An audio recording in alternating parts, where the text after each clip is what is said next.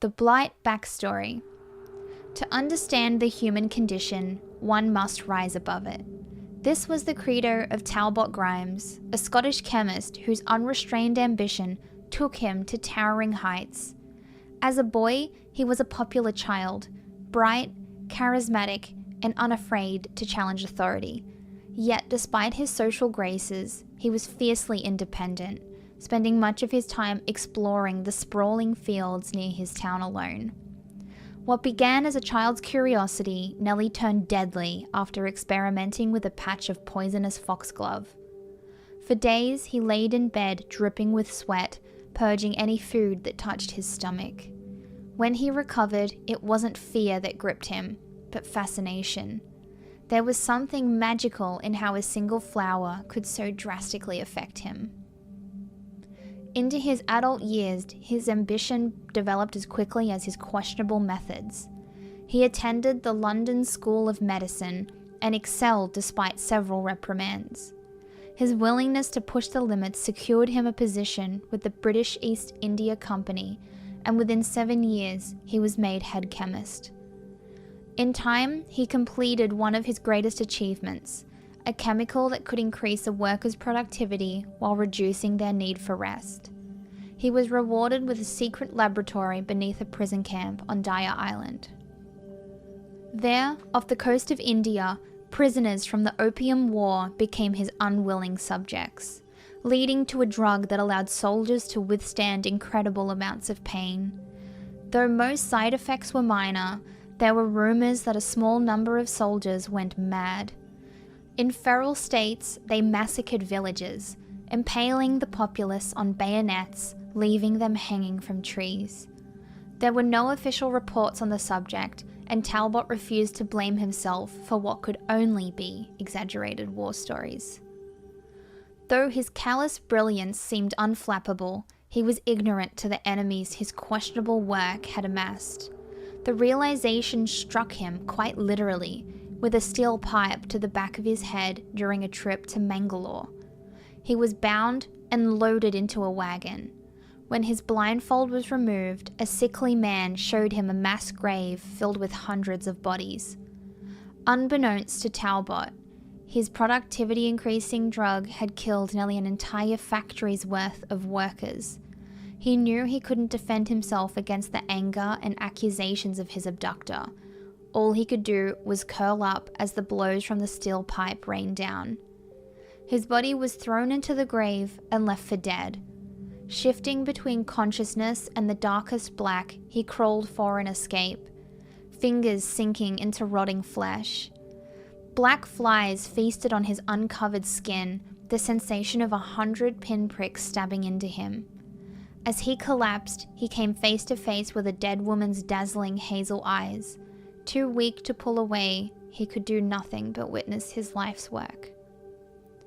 Then, from the edge of death, he was brought back. He found himself in a small bed as a kindly, wrinkled face looked over him. With each pained breath, he was nursed back to health in an ancient mystery school posing as a monastery. In verdant gardens behind tall, unassuming walls, monks studied forbidden texts, striving to expand the human mind in the search for other dimensions, believing one to be connected to the other. Talbot's knowledge proved indispensable, his mind-altering chemicals integrating seamlessly with theories of neural expansion. He realized then that his salvation was no coincidence. He was plucked from the pit specifically to advance the school's knowledge. He agreed to help until his recovery was complete, being tasked with researching what the monks called the soul chemical, a compound derived from the pineal gland that could open the mind's eye. What began as a favor to his saviors soon became an obsession. Poring over the school's archives of lost texts, he uncovered scientific formulas that confirmed previously unthinkable ideas. He dreamt of ushering humankind into a new period of enlightenment. Perhaps then the nightmares of hundreds of dead factory workers and of those two hazel eyes would fade from his mind. As he came closer to a breakthrough, the demeanor of the monks shifted. The gentle smiles they offered were paired with uneasy eyes that quickly darted away when spotted. The polite conversations he was once privy to turned to hushed murmurs.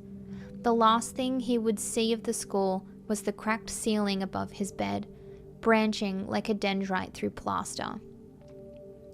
His next memories were a shattered mosaic of images and sensations. Smearing lights, horse hooves on cobblestone, coarse burlap scratching at his cheeks, and sharp bites into his arm. He awoke ragged and unwashed, splayed on the straw mattress of an opium den. Mind in a dense fog, his first thought was of his notes, the only record of his groundbreaking revelations. He searched frantically, scrambling through the dingy basement, pleading aloud for help. The few other denizens looked up from their hammocks, offering nothing but drug-soaked eyes and apathetic gazes that soon fell into half-slumber.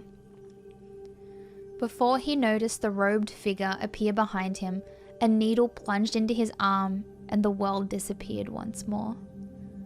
Awoken again, each time hazier than the last, he tongued at hollow gaps between his teeth. How long, he wondered, a faint memory returned. The soul chemical, his notes, the verge of a breakthrough, a faraway whisper entered his mind. He fumbled with the stone, sharpening it with shaking hands. In the dim light of the den, amongst the catatonic occupants, he carved his research from memory into the walls. He wrote for hours until his fingers bled, moving to the floor, taking in everything the voice whispered despite his inability to comprehend it. When there was nowhere left to write, he gripped the stone and carved the message into his chest. Stained with blood, he witnessed a miracle appear before him, a magnificent field of lush orange flowers.